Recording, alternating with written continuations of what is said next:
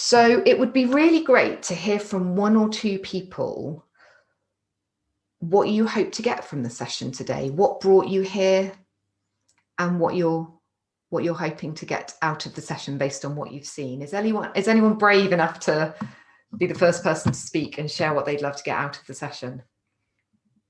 Trina, go for it. Hi everyone, my name's Trina, and I am really looking forward to listening to other people's experiences of their starting small businesses. I'm fairly new with starting a business, so I started 1 week before the first lockdown happened. So it's been a bit of a bumpy road, and I'm learning a lot as I go, but really interested, obviously, to hear from you, Victoria, but also other people's experiences and see what I can learn from that, really. Good stuff. Thank you. Would anyone else like to share any expectations or hopes from the session today?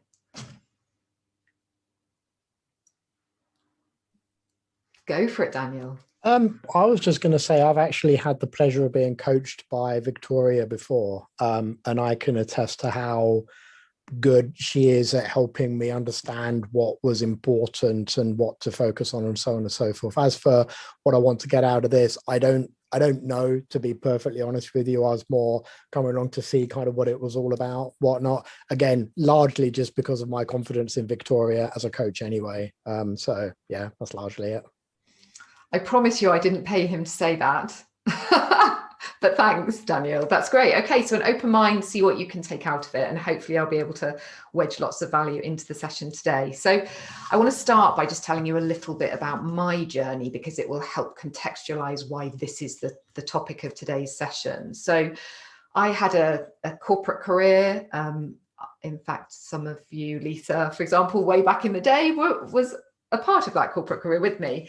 And around 2013, I left a very senior position in an organization because I had become misaligned to that organization. In fact, I'd joined the place feeling or knowing that there was potentially some cultural challenges in the organization, but it became apparent to me that I was not going to be able to stay there in the midst of that culture. I made the choice to leave that organization having just had a baby and without a second income. So it was a leap into the great unknown. I had really good experience of business strategy. So I set up a small business as a business consultant, strategic services, working with other small businesses.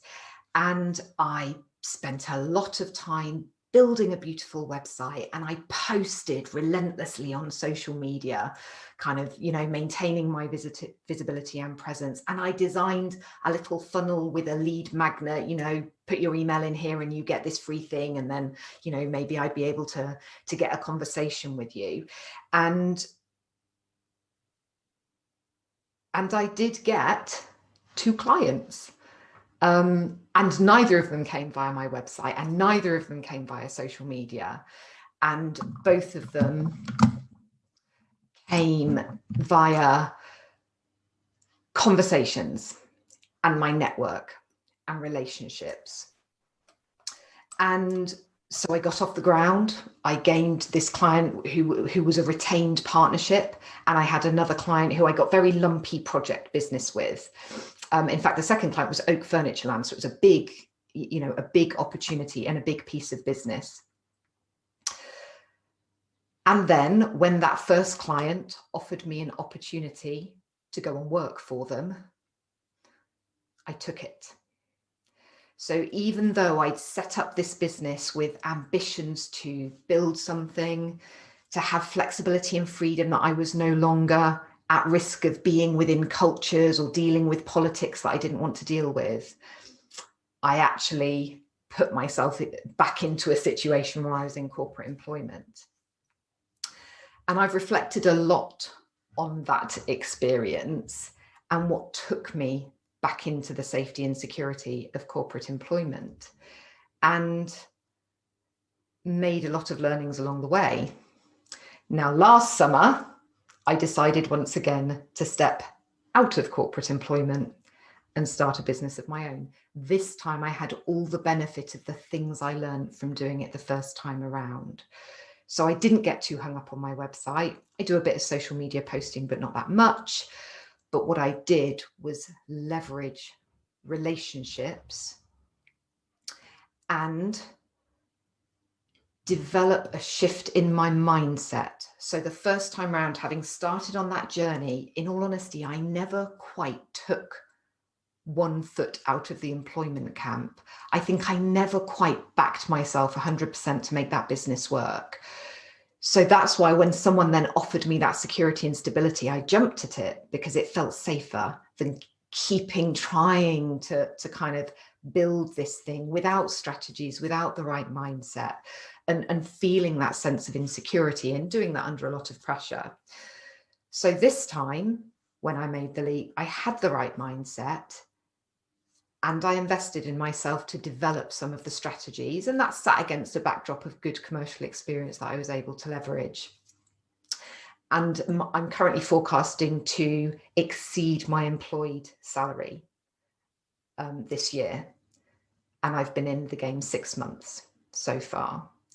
So what I'd like the opportunity to do today is share with you some of the lessons I've learned about what I didn't quite get right first time and what I've managed to crack this time. But I want to do that in a kind of discursive and participative way.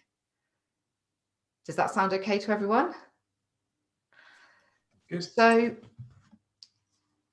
So I've got a question for you, and I'd invite you to just perhaps write down what comes up for you when I ask this question, and then we'll chat about and share what comes up for you.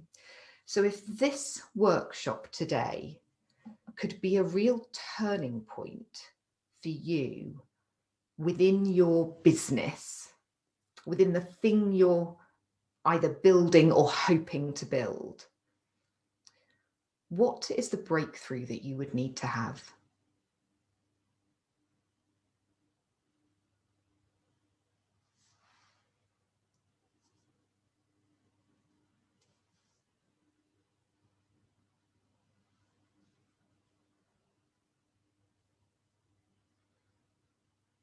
So if this is going to be the turning point that gets this thing flowing, what is the breakthrough that you need to experience today?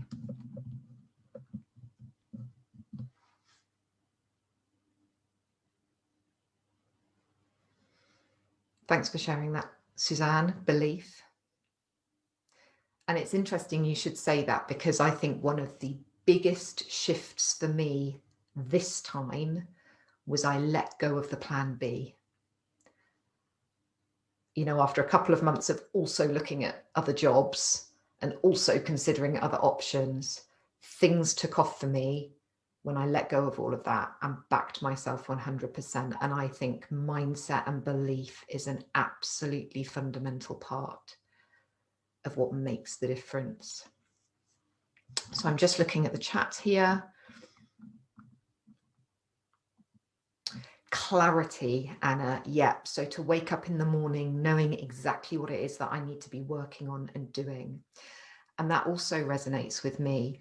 One of the keys to thinking like a commercial leader, and that is fundamental to building a business and not just getting by, is to do the stuff that works. And you might start by doing different things and trying different things. But what's critical is to figure out quickly what are the things that shift the dial. So prioritizing and focusing on what works is key. But you also have to know where you're headed. Now, the first time I built a business, I spent a lot of time with vision, mission, values, kind of big boards. And I think those things have some merit. But I didn't have the belief in myself to really build that. Being clear on how you want to spend your time, the life you want to have and the service you want to provide, the problems that you solve for others makes a significant difference. to how you then prioritize the things you do. So you need to know where you're headed and you need to know what works. And that clarity is really important. Shared enthusiasm, Suzanne. Can I have you unmute and tell us a little bit more about what you mean when you say shared enthusiasm? Yeah, just that when you're in a group of people that all want something similar, it's just that whole energy in the room of thinking, yes, we can do it. And it's, there's value to one-to-one, but there's also that value to group as well, and everybody just feeling the same sort of thing at the same time. Thank you. Yeah. So I think I mentioned this in one of the things I posted about this workshop, is when you are setting up a small business, and some of you might have experienced this, it's lonely compared to being in employment. And you only really have yourself to look to figure out, what should I focus on? What should I prioritize? Am I doing okay? Unless you build a community around yourself. So some of you I have met through some of the communities that I've been involved in. And that's another thing I got right this time that I wasn't as effective at the first time I built a business. And again, I'm really clear that the business I built the first time was actually financially successful to a degree, but it felt like a struggle. And I didn't have the belief to stick with it. This time, there is some struggle, of course, there's hard work, not half as much hard work as dealing with the politics of being in corporate employment, but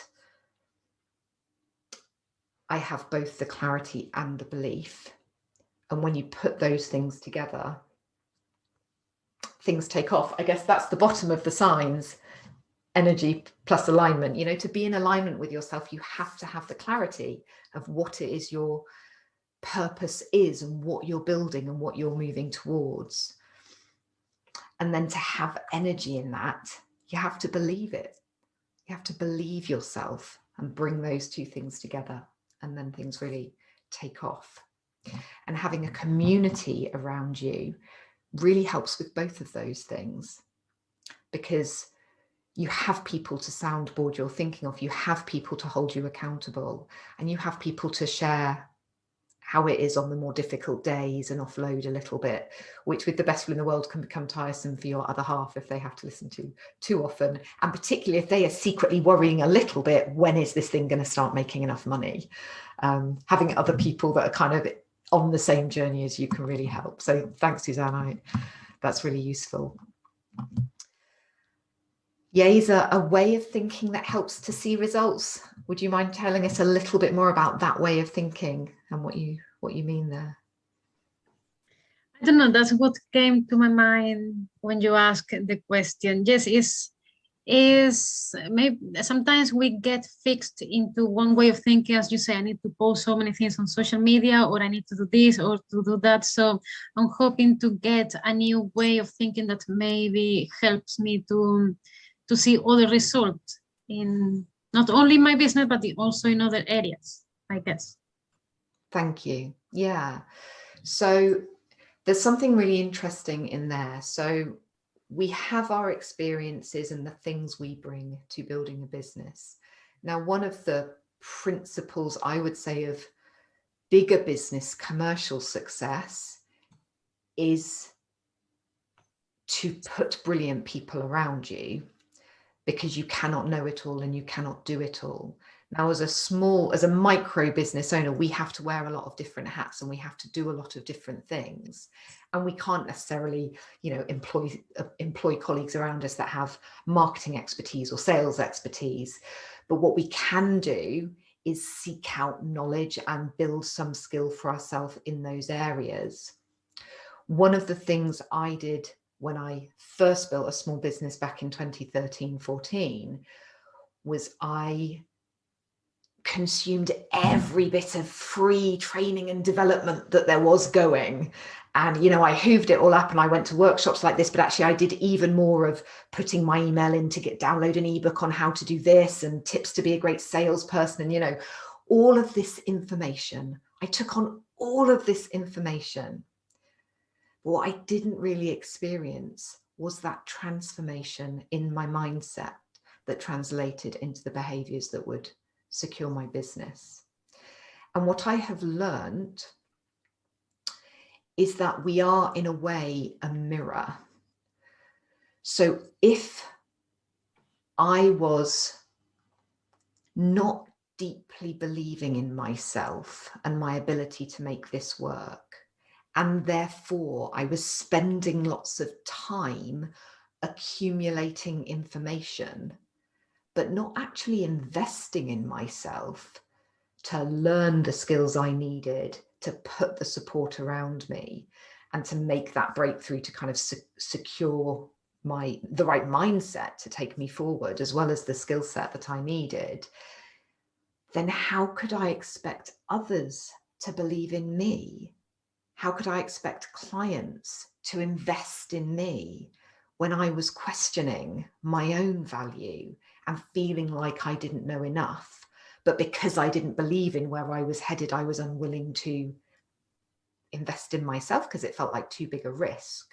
So I ended up in this kind of loop of spending lots of time trying to recover the gap, the perceived gap I had. You know, I need to do more, I need to learn more, I'm not quite where I need to be, to plug the fact that my mindset wasn't strong enough, my belief in myself wasn't strong enough, but also I wasn't really targeting and investing in the kind of help I needed. Now, full disclosure, I've invested a huge amount of money in myself this time around, and every bit of it has paid itself back. And I think that's because this time, quite early on in my journey, I did the work on my mindset to let go of the plan B, to back myself, to know that I could make it work. And then making those changes became a lot easier. So I did the work on mindset, and that enabled me to kind of make the investments in skill set that I needed to make things pick up. So coming back to your point about a way of thinking that helps to see results, I think for all of us, there can be unknown unknowns and blind spots. And a great antidote to that is to engage with people that are coming with different experiences and different blind spots, and kind of put it all together so that we have that sense of being able to learn as we go. And then when we identify specific skills that we are struggling with, to have the confidence to know that if we close that gap, we will be able to succeed, we'll be able to move beyond that. So what's everyone getting from this so far? Who would like to share what they're getting from this so far? What resonates with where you're at? Thanks, Jo. I think really, I'm in a slightly similar but different position to you, in that I completely resonate with the whole tried it once, learnt lots, went back into corporate, then decided no, coming out. And having done this now for a year, a bit like, who was it who said that they'd, Trina, I started mine, about the same time as you. And I've already done a few things and thought, no, that's not for me. And now I'm at a point right now, where I know I'm going to go down a different path, but I'm not quite there yet, in terms of I've done a lot of work on myself, and I've done a lot of work on aligning me.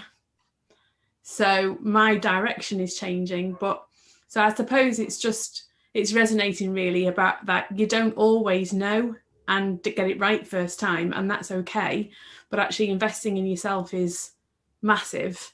And once you've invested in yourself and you do find your alignment, you are then able, I think, to put that energy in, as your sign says, in the right direction. But it's just allowing yourself time to get that clarity around what it is actually you want to do. And I'm not so scared of taking the time to get there this time. Whereas a year ago, I was like, right, I need to do it now. I need to have it all ready. And so, yeah, that's resonating very much, Vicky. Thank you.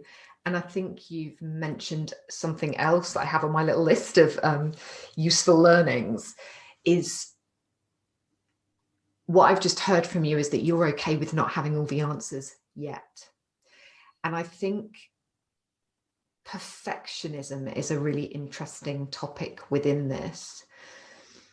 A lot of the people that I interact with and speak to, I think perceive that there has to be a really clear niche and avatar, a perfect proposition, a beautiful website, you know, everything clean and clear and done and dusted before they go out and start discussing things with people. And I think perfectionism can be the enemy of success in a way.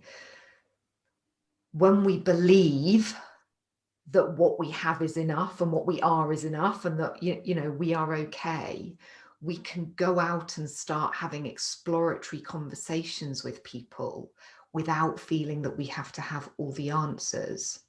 So I'll share a story with you. I had an idea for a kind of corporate mastermind right at the beginning of this journey back in kind of February, March. And what I did was reach out to a number of people in my network and share my thoughts about, I was thinking of doing this, it might be this kind of cost, it might be this kind of format, you know, here's how I imagine it might work. So it was by no means perfect. And I had these conversations, and one of the first people I discussed it with, she said to me, that's way too expensive. I would never buy that, I'm sorry, but I'd love some one-to-one coaching. And she has become a client. She was one of my first clients, and you know, we took a long-term program of work together. And what I think is really interesting is that if I'd been going into that thinking, here is the mastermind, this is how it's going to work, you know, and that is what I'm pitching to you, she never would have become a client. So one of the really key messages I have for you is that being adaptable and flexible and bringing a curious mind to the conversations that you have, I think is a real key to success. And Joanna, it sounds like that's been your experience. You've been willing to kind of meander and learn as you go through the conversations that you're having. Good stuff.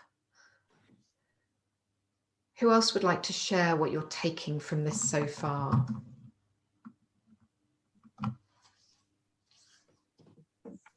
I can go. I don't know if it'll be much cop, but I'll have a go. Go on.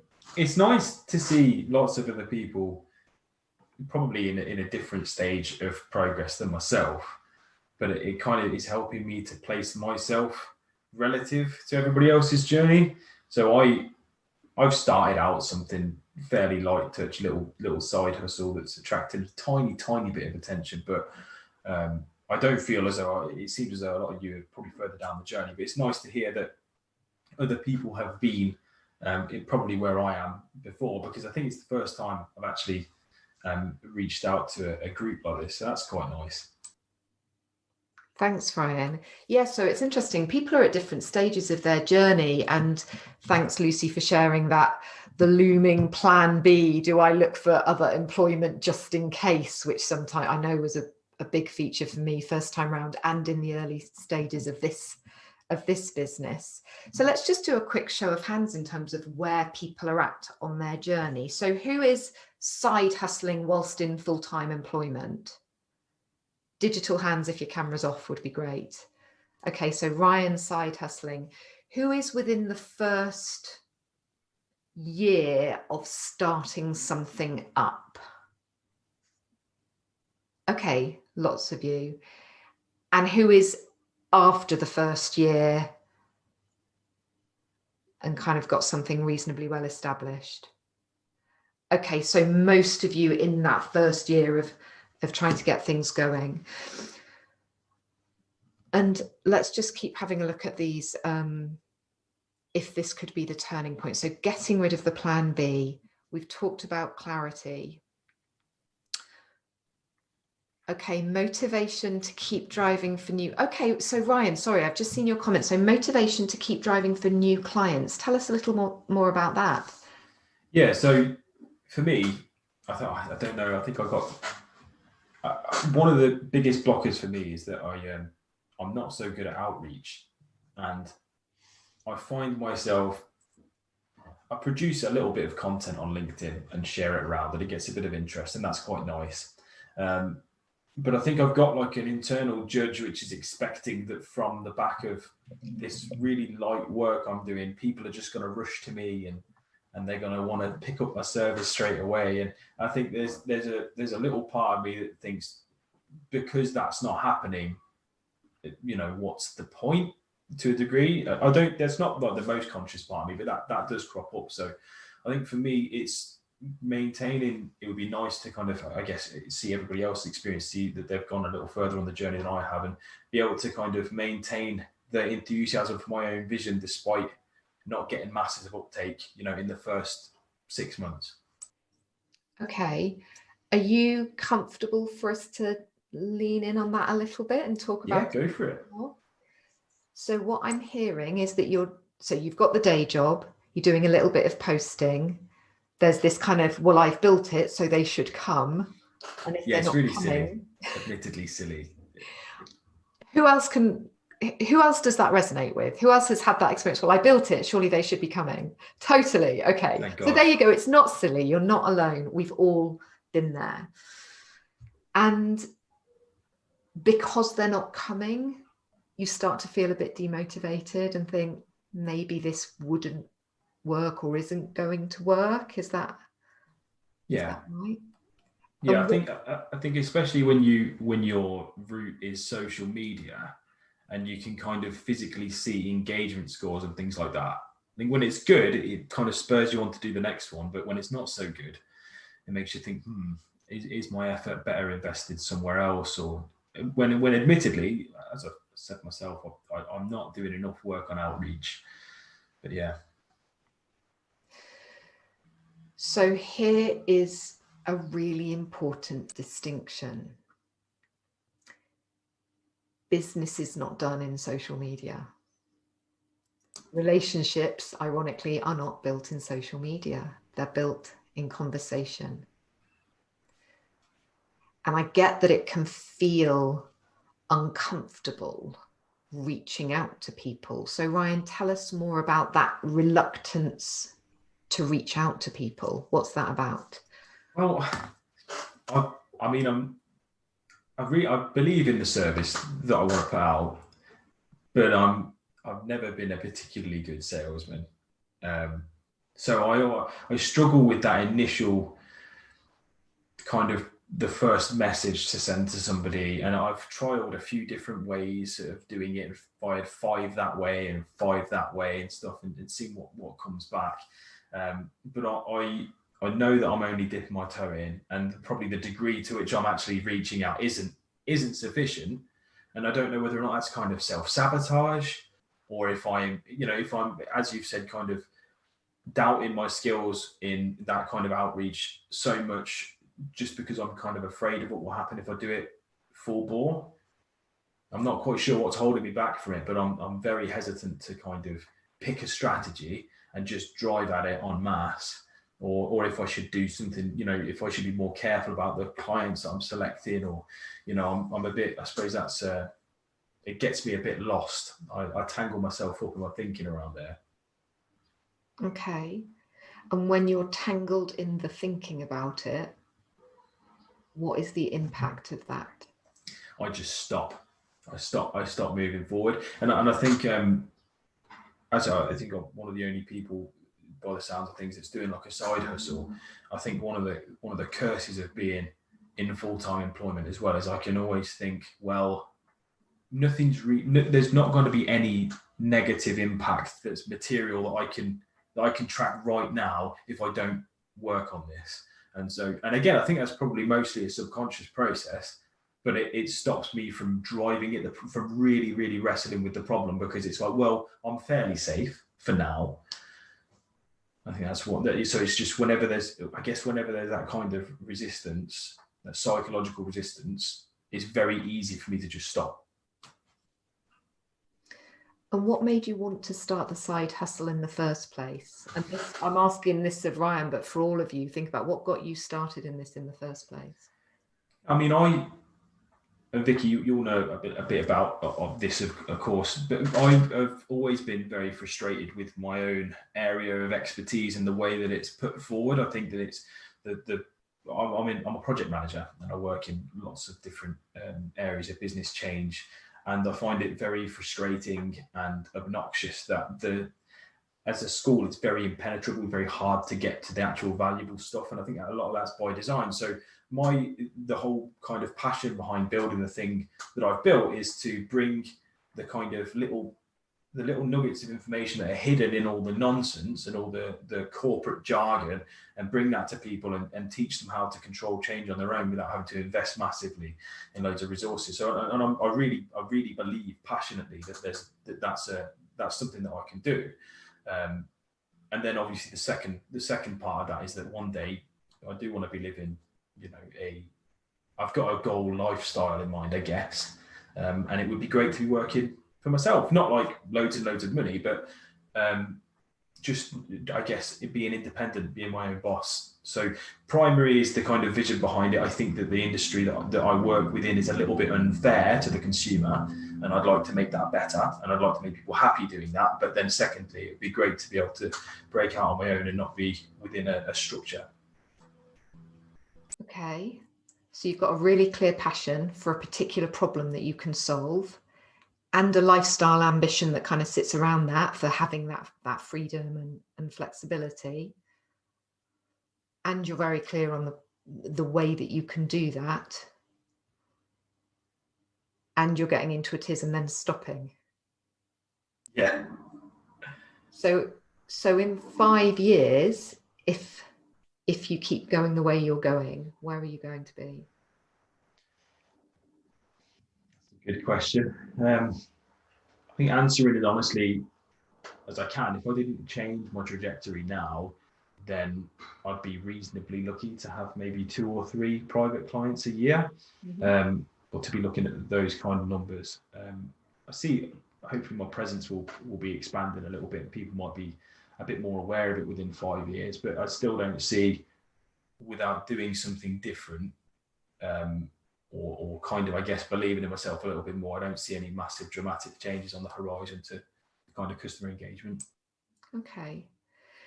Who else is this resonating with, this kind of doing things and it not quite producing the desired results and then getting a bit stuck? Okay. So Ryan, big message of support here. You're not alone. It's something that many of us experience, and it's entirely possible to cut through it and create change. And in order to do that, you need 2 things. You need to shift your mindset. And I hear that you really believe in the business that you're building. And I also hear that some of the actions you're taking not driving the intended outcomes then dinks that belief and makes you think maybe not, which is why you also need a skill set. A set of strategies, and probably more than one, that are going to unlock the kind of results that you need to achieve, that you want to achieve.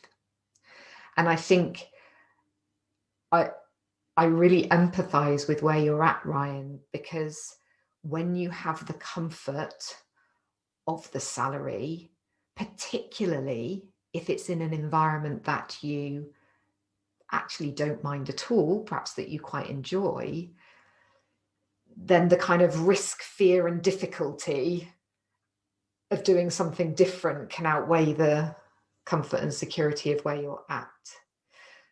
For those of us that have already taken the leap and stepped out of that, I think a different pressure often emerges, which sounds a bit like this: tick, tick, tick, tick, tick, tick, tick. How long is the money going to last? How long have I got before I have to take a different kind of work, part-time work, go back to employment, give up everything that I've worked towards because I can't make it work? So who's in that situation and starting to get a bit nervous? Lucy, We'll come to you next, Gabby. Lucy, can you just share a little bit about where you're at? So I started our business with my partner.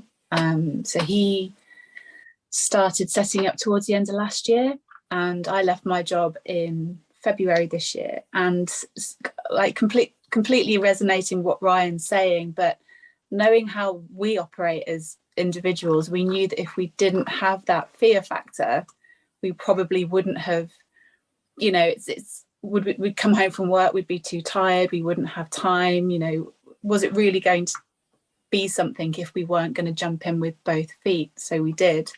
And, you know, we've been at it full time, the pair of us, since February. And that tick, tick, tick, it is, you know, is our nerve going to last as long as the money in our bank account before we start? And I'm sort of trying not to look at job boards just because I don't want to put myself down that pathway, but I have had a couple of little sneaky looks just in case, because, you know, there's still a mortgage to be paid, we still need to put food in the fridge, and realistically, how long do you go until you actually think, is this going to work or isn't it? I mean, I've got absolute confidence in what we're doing, and I have absolute confidence in our ability to make things happen. What I don't have confidence in is knowing if I'm doing the right things in order to attract the clients and the sales that we need to keep everything going in the right kind of direction. So that's kind of where we're at the moment.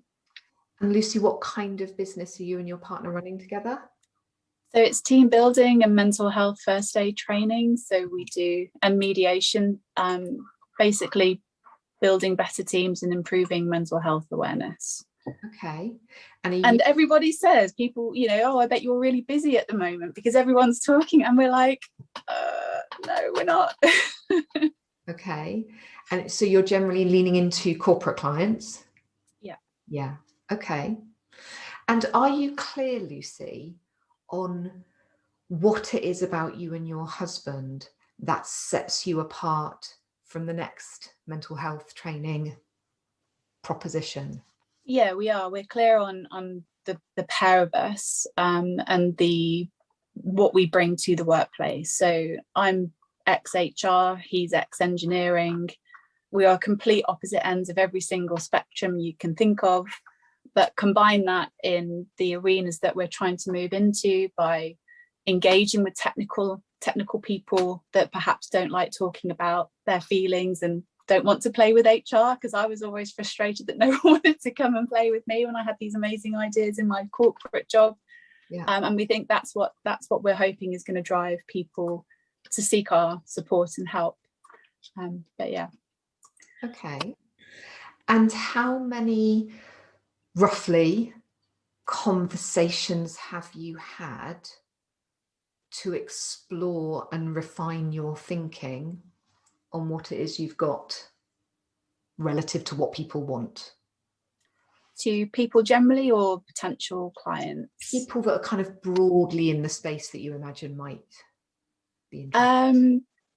So we do a lot of networking, and people that are operating, we're talking to people that sort of have the same kind of client bases but aren't our competitors. You know, the feedback that we get from those sorts of people has been positive. Yeah. You know, it's a really great combination. We can really see the benefit that you'd bring. You know, we've met Colin, we've met you, everything's great. So, but then you don't know who's really telling you what, do you, in these situations? Because everyone's having a great year, everyone's doing really well, everyone's really busy, and you just sit there thinking, oh, is it just us? So our feedback's been good.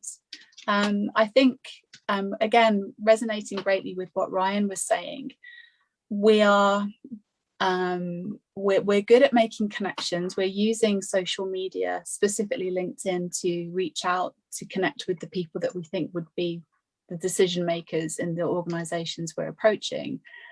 But I think and you know, I'm writing notes on what you're saying, you know, relationships made in conversations and reaching out to people. I think we're both so scared probably of being rejected and told no. It's a bit like Schrodinger's cat, isn't it? If you don't actually ask the question, it's neither yes or no, because it could be either. But if you do ask it out loud and someone turns you down, then that's not good. But equally, somebody might say yes. So, yeah. Okay, so I'm hearing something that I want to kind of play back to you. If they say no, that's not good. Yeah. Is that correct? Probably not, because if they say no, then they're probably not the right kind of clients for us anyway. Like, on an intellectual level, I get it. On an emotional one, I'm just like, why wouldn't you want to buy? Why wouldn't you? Yeah. And I think as the bank account gets lower, and I think the fear of more no's than yeses is just going to make things compoundedly worse. Yeah. So I think no is really interesting, because success as a concept lives in the land of failure. So what do I mean by that? To create success, you have to push through failure. To get to the yes, you have to have enough no's. Does that make sense? Because not everyone is going to be your perfect client. Not everyone is going to need solving the problem that you solve. So becoming comfortable with no is like a baseline requirement of getting to a yes. I have a friend who's written a book and is on the kind of finding a publisher trail. And it's a fiction book that's come from her heart based on some of her personal experiences. And for ages, she didn't want to send it out to publishers because the thought of the rejection was crushing, felt really personal. And when you're a coach or a consultant or a trainer and you are your product, the thought of the rejection is really uncomfortable and crushing. But imagine if you weren't the product. Imagine if you were selling an actual product. How many no's would you be willing to tolerate if you were flogging a mobile phone, or, someone else, if you were flogging someone else's services? It doesn't sting the same way, right? It doesn't feel as personal. But when it's us, it does feel personal, and it does feel like rejection. But being able to get beyond that, being able to give no the same weight as yes, and view it as a stepping stone. For every no that I get, I've got to collect a certain number of no's before I get to yes. It's like a game. It's a really helpful way to kind of shift how you view this, particularly if you are in the service kind of game, coaching, consultancy, training, HR services, any of those kinds of things. What do you get from that, Lucy? Does that make sense? Yeah, it does. Sort of I'm getting pebbles in my mind, collecting all these no's. And you're right, you are right. But I think it is that shift of it's okay, but you've just got to keep putting yourself out there to collect enough until it's a numbers game, isn't it? I guess at the end of the day, it is a numbers game. And can you reframe your no's as, what do I learn every time, and be open about that? So I mentioned earlier the mastermind idea I'd had, and I went talking to people about it, because what I was thinking is, great, I'll get a group of 10 people together, they'll get great value out of it, and that'll work for me financially. And then what I got was a no. What I went in with was not a fully formed proposition. It was a straw man. It was here is what I think could be of value. Which bits of it are of interest to you, what works for you and what doesn't. One of the things about having everything built before we take it out, particularly if we invest a lot of effort and energy, and when I say built up, whether this is your website or your detailed and beautiful proposition, or your vision, mission, values, or the story that describes what your business is, if you've put a lot of thought and effort and energy into that, and then you take it out, the no's hurt more, because you've invested a lot of time and thought and energy into creating that thing. If you can find the courage to go out with rough thinking and get into conversations with people, you actually initially don't necessarily even need to invite a yes or a no. it can be more like a, what are you getting from this? How does this sound? Would this work for you? And how else might this work for you? And who else do you know that this might work for? And then you can refine further. And in those conversations where I've taken rough thinking out to people, I've often had back, can you let me know when you've built it? Because actually I'd be really interested. So I think there's the mindset and the detail that you go in with. And look, we want to look professional and come across well, but I want to put to you that looking professional, coming across well, does not have to involve having all of the answers. Being adept at research and conversation, you know, having good questions to ask and approaching things from a place of exploratory mindset can still be super professional and high value add. And often having an exploratory conversation adds as much value to the person answering the questions as it does to you asking them, because they are crystallizing their thinking as they go. So it's value add in its own right, and it results in people saying, do you know that there's actually something in this? You know, can you let me know as your thinking evolves on this? I'd like to hear more. There's a principle that because they're kind of co-creating it with you, they're already invested in what you then go ta-da with later. But if you go with a ta-da that you've spent loads of time and effort and energy on, it's more difficult to hear a no, and it's still worth collecting no's. You know, they say it takes on average 50 different submissions to a publisher before your book gets published. So you've got to get through 49 no's. Oh, by the way, I made that stuff, or I heard it somewhere. It may not be accurate, but you know, let's go with it for a second. You've got to collect 49 no's before you get to a yes. Now, it needn't be like that in these games of coaching and consultancy and training and, you know, professional services, but it has an echo of that. You can launch the plane before you've built it and kind of build it as you go.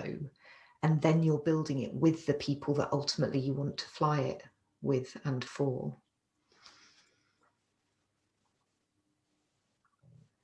What do you think?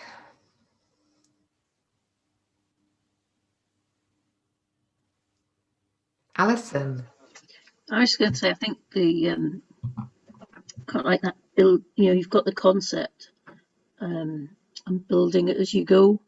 And I was just thinking about things like IT and some other service sectors now, where they've moved away from like, here's the requirement, here's the design, to the agile and the more rapid development and prototype and interactive.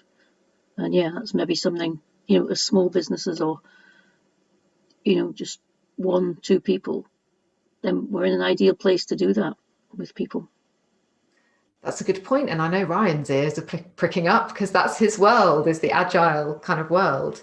And I think it's a really good analogy, Alison. Back in the day, it was waterfall. We plan, we've got a vision, we build, you know, we make sure everything's perfect. And then we launch with great fanfare. And everyone says, but this bit doesn't work. And I don't like that bit. And, oh, I think we should have thought of this back then. Whereas, of course, agile says, we get it out the door in a fortnight through collaboration with people, and then we iterate, and then we iterate again, and every fortnight we iterate. And I think it is a really good analogy, I guess, for what I'm describing here. Gabby, you've gone camera off, but I know you had a hand up earlier. There you are. I'm back, yes. What were you getting? So much of what Lucy said resonated there. I feel that I'm very much at the moment holding my nerve. It's like I'm almost there. I'm just holding my nerve. I do keep looking at job boards, but I know that I don't want to work for anybody else. I'm so done with that. So there was a lot resonating here. I've been writing my own questions. I offer coaching and training around resilience and well-being. So yes, I'm like, okay, what is my limiting belief here about reaching out to people? So it's been great so far. So thank you. Yes, I'm really kind of starting to process, which is good. Good stuff. Thank you for sharing. So I'm just having a little ping back to people's comments before I move on. Pebbles. Overcoming the no. Sarah, yes, I know. It's one that you and I have talked about. Oh, Joanna, a great case study here for us. Someone said no thank you to your idea, but asked you to design and deliver a training program and have become a huge client. Great. Another example, a bit like the example I gave. Yeah. And Sarah, I know your camera off at the moment, but if you really have passion for a client and you have insights on how your service can help them, then you found the conversation has just been really positive, whatever the outcome. Are you able to share with us, or are you? Yeah, I can do, just briefly, sorry, because I'm side hustling. So I'm doing camera 2 over here, doing some work and listening in. And I just thought you wouldn't want to be seeing going, so excuse me. But yeah, so I've been working with, actually Vicky was my client, and Vicky is now helping me do what I do best, which I've found very difficult to actually sit with. But I live in Tunbridge Wells in Kent, and this is important to this story because the town, like many other towns, is declining. We're struggling to find our niche. And I have this idea for the town called Tunbridge Wellness, which is putting the wells back into Tunbridge Wells. And my day job, or my skill, is creating brand legends, stories that go with the brand guidelines, that articulate a company or brand's purpose, explains the why, and literally gets people on the same page physically with messaging and why we're here and what we're going to do. So I found the original Tunbridge Wells resides on a very lovely hotel's land. So I decided to ping them a note and say, what are you going to do with your wells? I've got this ridiculous idea. I have no idea why I'm coming to see you, but I want to talk about it. So we ended up having a chat, and I would never have done this without Vicky telling me, you'll give me the courage to do it. I was always so they're always going to say no. But we had this conversation about Tunbridge Wellness, and I've decided, and I'm working with them. I'm going to create them a brand legend because it will help them get through planning. It will help them bring on all the people they need, their stakeholders, the people of the town, their neighbours, the planners, the ecologists, the architects, the tourist people, the business people, the bank, all of their stakeholders. We'll be able to bring them on board because we'll create an amazing kind of vision. We'll bring them on the story of putting the wells back into Tunbridge Wells. And I just sat there and just was my old me, my enthusiastic old me. And I have a passion for this thing. And I was just honest. I was saying things like, I have no idea why I'm sitting here. I just know I love this. And I know that you have the same passion. And we just connected. And the guy just went, I need you, not just for this, but for all my other businesses. So that was if I think you can out-passion the no. That's a lovely phrase for everyone to take away, out-passion the no. And actually it raises a really good point, which is sometimes we get a no that turns into a yes. Yeah. So a no doesn't always mean no, which is a dangerous statement to make in this day and age, but you know what I mean. Sarah, what did you have to break through within yourself to get that, to reach out to that guy? The fear of rejection, the fear of being laughed at, of not being responded to, not having that email come back, actually ghosted, that's the fear of, ultimately the fear of rejection and being laughed at and thinking, what am I doing? But I think the ambition is so much bigger than the no. I just went and did it anyway. I really believe that Tunbridge Wells needs its wells back for the sake of so many things. Historically, it created the town. Our town is declining. It will revitalize the town. We've got historical precedents regardless. So I know it will work. And I think it's that force of belief. And half the time, it's like convincing somebody they've eaten ice cream when they haven't eaten ice cream. Sometimes you can convince somebody with such conviction that everybody can't say no. They're just like, I can't argue with that. I'm coming with you. You're a lunatic, but I love you. So, Sarah, you've alighted on several things there that thank you for sharing, that I think are relevant here. So we've talked about passion and purpose, Sarah, Ryan, that clarity, that belief in what you're doing, but being able to wear that so much that you can tolerate the fear of rejection and sometimes tolerate the rejection. So having that passion, having that belief, letting go of perfectionism, that it's all got to be perfect, and it's okay just to bring yourself in conversation. And I think that for me points to another point that I have to make, and I will summarize all this at the end before we part company, but your story and your personality are your power, are your superpower in these conversations. And I think some of the reason we try and build, the perfect something and pitch it to people is because then, it's our thinking, but like we're not central in it, and many of us are modest and we don't necessarily want to be at the very front of something. But our stories and our human passion for the thing that we are striving to do are what people buy into. You can have the most beautifully packaged, perfectly streamlined everything. And if you hide behind it, the reality is people don't all of a sudden just pop up saying, yes, I'd like to buy it, please. Your individual stories of the journeys you have traveled, the experiences you've had, the war wounds you've gained, are a significant part of what differentiates you. As a micro business, your differentiation is not within your product.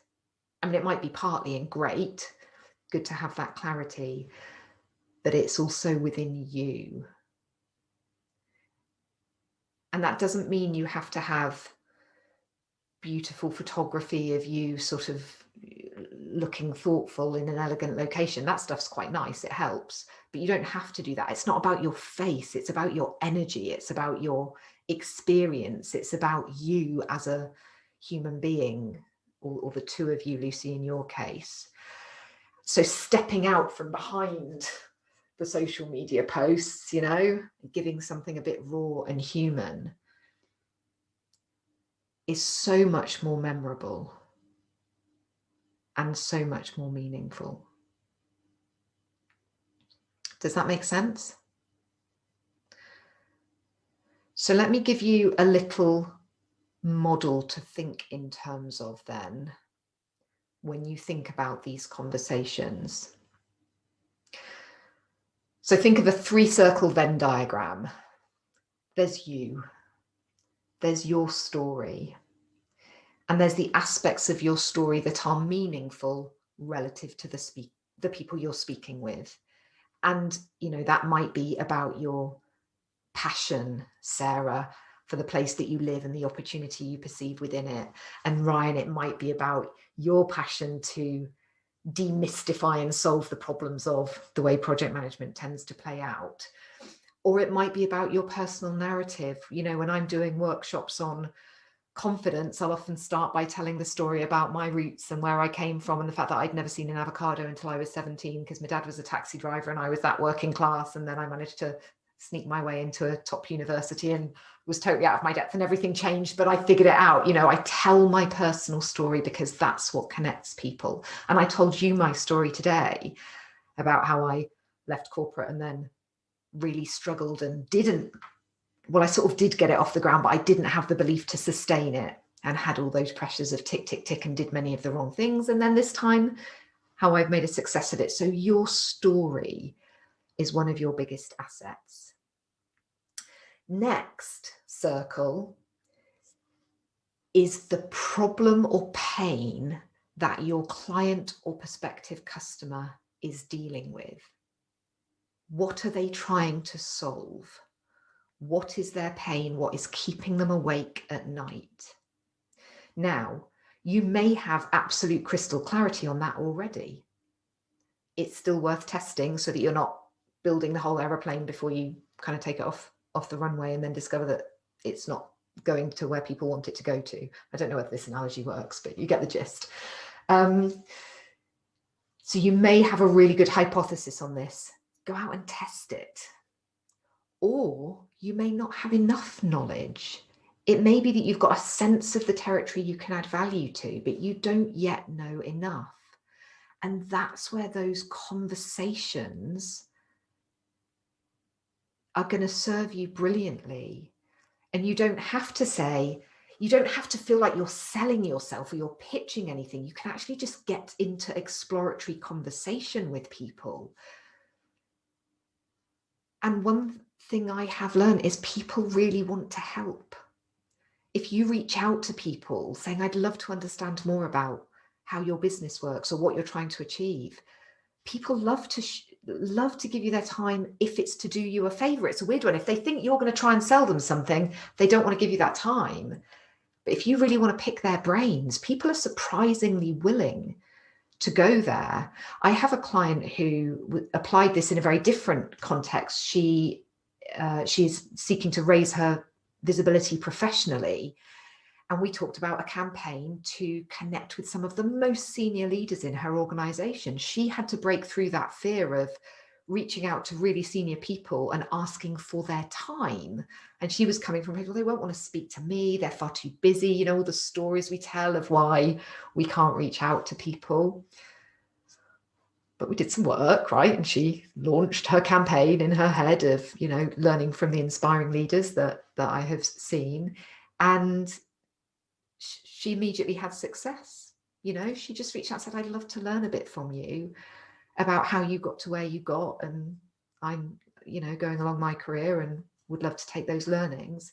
And she's now in conversation. People love to help, even when they're busy, even when they're stretched. But if you go in saying, I'd really like to tell you about the stuff I do, people can feel a bit like, you're going to sell me. I don't like that feeling. Does that resonate? Does that make sense? So if you can detach yourself from that and approach things with a completely kind of exploratory mindset, then you can get really clear on the problems people are experiencing and the way you might be able to solve them. So your story, their pain.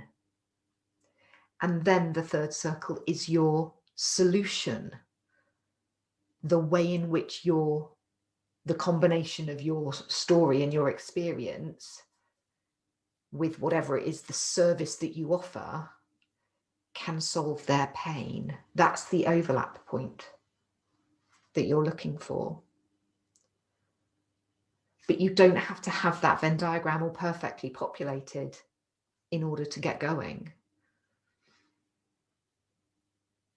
You can start from quite a loose framework. Is that making sense to people as a kind of model for thinking? So I want to offer you a second model. When you are having those conversations and you're exploring and really trying to get under the skin of what people are experiencing, what pain are they experiencing, because you think you might have a solution that can solve them, there are 4 things to listen out for. And Sarah, this will sound very familiar to you because it's one of the things we've covered together. There are 4 what I call pillars of value that have people leaning into a solution. Now, this is particularly true and explicit for people in the corporate world, but the same principle applies if your customer is a private customer. And they sound like this. How are you going to make me money, save me money, help me avoid risk, or deal with sort of a pet project of mine or a particular pain of mine? So I'll go through those again a bit more slowly. And I'll start from the example of corporate world. you know, the reality is it's business. It's all about money. How does what you offer make me money? Is it going to grow my sales? Is it going to enable me to raise my prices? Is it going to help me compete better against the competition? In an individual context, it might be, is it going to get me a promotion? Is it going to help my business make more money if I'm a micro business owner? So how does what you offer make me money? Number 2, how does it save me money? So Lucy, in your context, reduced sickness absence days, reduced staff turnover. Ryan, reduced project time or length, you know, maybe less resources to achieve the same, whatever it might be. So how is what you are offering going to save me money? In a personal context, it might be, you know, I've spent the last 5 years investing heavily in a personal trainer, and you're going to take me through a process that means I switch to much healthier habits through mindset shift rather than personal training, whatever it might be. Or I've been, you know, spending small amounts of money in lots of different places, and you're going to enable me to do X. Avoid risk, and risk means different things to different people. Trina, in the education world, you know, regulatory risk. I don't want to screw up and have the Office for Students breathing down my neck. Financial services, you know, I need to make sure that I don't fall foul of the regulator. But it can also be reputational risk. You know, if I've got a leadership team that is falling to bits around me or isn't properly aligned to what my organization is about, then I'm carrying the risk of one of them doing something that harms our reputation. Or I'm risking our reputation with our shareholders. So in a corporate context, there's the risk question. In a personal space, it's about personal risk and exposure. What am I scared of? What am I worried might happen? You know, in the context we're talking about, the risk of having to go back to employment after all of this work to build this thing, that's a risk I want to avoid at any cost. So that's your 3rd pillar of value. How do we avoid risk? And the 4th is, how does this help someone achieve something? In the corporate context, this might be the CEO's pet project. It might be your stakeholder's pet project. It's something that through conversation you uncover this person or entity really wants to achieve and is struggling with. How does what you offer lean into that need? So as you are in those exploratory discussions, your opportunity is to flush out which of these things, and the more the merrier, does what you offer lean towards. So those are the 4 pillars of value. Make money, save money, avoid risk, deliver something or break through on something that somebody wants. You've got your story, your solution, their pain. How can you find the join point in the middle of those? And we've got the stuff around mindset. Yes lives within the land of no. Courage to be in action, even if it feels uncomfortable. If you build it, they won't come. It doesn't mean it isn't good enough.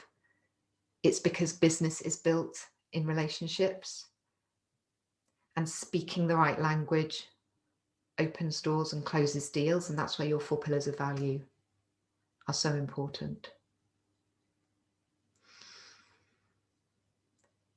Is everyone getting some value from this?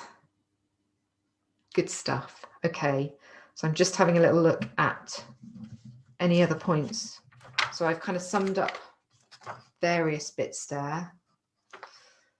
Mindset, mindset, mindset. If you are not wholly resolved on your own value, it leaks out in your energy. So if a little part of you wonders, you need to resolve that. Do the work, get a coach, find a community. Suzanne, you mentioned in a message to me your experience of having some community around you. Do you want to just share briefly your experience of that? Well, what was just so interesting is that I've had a background in IT for over 30 years. And I was having a sneaky look at Ryan when he was talking. And then there's a part of me goes, oh, you know, I can help. Because, you know, exactly like you say, you want to help people. So, you know, not coach or anything, but, you know, 30 years, I used to run the project and program management events for the Yorkshire and Humber branch of PMI for, you know, 2 or 3 years, and recruited project managers for 30 years and stuff. So just within 15 people or whatever we are, 13, 15 people, you know, there's that commonality already. There's that, you know, willingness, you know, for me to get nothing out of it, but just to go, oh, yeah, maybe I can help. Maybe there's something I can offer, you know, and that's just amazing in such a small community. Which raises another useful point, which wasn't on my list, but I think is really important, is when you know the kind of people you want to get to, but you don't necessarily have them in your immediate network. You guys know about the 6 degrees of separation principle, right? Someone within your extended network will be able to connect you up. And we've talked a bit about that. I think, Ryan, you said about that reluctance to kind of go in making an offer. A couple of you have mentioned it. I'll wrap up with a final thought for you. It hasn't come up so loud and clear, but I know it can be present, which is this: I don't want to go and sell. I think one of you mentioned it. It feels a bit to sort of be going and saying, you know, we can do this, and it can feel a bit uncomfortable, particularly when it's ourselves that we are effectively pitching and selling. And a couple of you have heard me say this before, that if I've got a sandwich and you are hungry, it's a bit bad of me to not offer you my sandwich. So we feel like, well, if I go around shouting about my fancy sandwich, you know, people are going to be like, oh, shut up about your sandwich. But if we can find the people that are hungry, and we flush them out through conversation and genuine curiosity and an aspiration to understand where people are at. Well, if someone's saying, yeah, I'm really, really hungry, well, you're not going to mind sharing the fact that you've got a sandwich, are you? Make sense? Share the sandwich is my sort of half-parting thought for you. So we're nearly at time. We've got about 10 minutes left, and it'd be nice to hear from each of you with what's been sort of most useful for you in the session today. Can I just have a show of hands of who has got value from this conversation today? Good stuff. And keep your hand up if you would like to go a little bit deeper and learn a little bit more about some of the stuff we've talked about. Okay, maybe. Okay. So those of you with your hand up, I'm going to pop a link in the chat box. I have cleared my diary for the next fortnight so that I can make some time available for people to go a little bit deeper. Sorry, I'm multitasking again. It always makes me go a bit cross-eyed. So if anything has resonated with you today, with no expectation or obligation, I'd love to offer you an hour of time to just explore where you're at, explore in a bit more depth than we have time to go into as a group like this, what the blockers might be for you, and see if we can get to some mindset shift, maybe some strategies, and a bit of a vision for what you could create if you shifted some of the mindset and unblocked some of the strategies. How does that sound? Good. So the link is there. Make sure that you open it before we end the call. And book yourself a slot. I've only got within the next fortnight before the diary will get chocker again. I've cleared things out. So it would be lovely to hear from each of you, if we can squeeze it, what's been the most useful or important insight that you've got from the session today. So I'm just going to go along. Lisa. Yeah, I think for me, it's about realizing that there are lots of people thinking lots of the same things as me, and having the same troubles and challenges and difficulties. So it's good to be part of the community to hear that. Good stuff. Thank you. Trina. Yes, so I've also really enjoyed hearing from everybody. It's nice not to feel so alone. I particularly resonate with, like, mindset feels like such an obvious thing that you almost don't even say it or think about it, but it's so important. And the word that really stood out for me today is the mirroring. And I definitely feel that with the way that I work and, you know, what I'm putting out there, I'm getting back. So that's been really helpful for me today. Good stuff. Thank you. Jo. Yeah, I've never heard of the 4 pillars of value before, so that was really interesting, and being able to apply it to individuals. So yeah, I've written that down. I'm going to go away and have a think about that. Thanks, Vic. Good stuff. That came out of my own brain, that did. Did it? It did. Wow, what a brain. What a brain. Yeza, sorry. Yes, what I take from the session is I fancy now getting so many no's. Yeah. Go That's for what I no's. say with me. I just want to collect a few no's and see when the yes comes. So that's really helpful. Good for you. It's a great thing to practice. Ryan. I think for me, it's helped stop me worrying so much about coming across in a salesman kind of way, and perhaps given me a bit of a new objective to maybe aim at having a couple of exploratory conversations every couple of weeks, as opposed to kind of counting a direct yes or a direct follow of my page or something like that as a success, but maybe just to set aside some time every week to have a conversation with somebody. Good stuff. Thank you. Alison?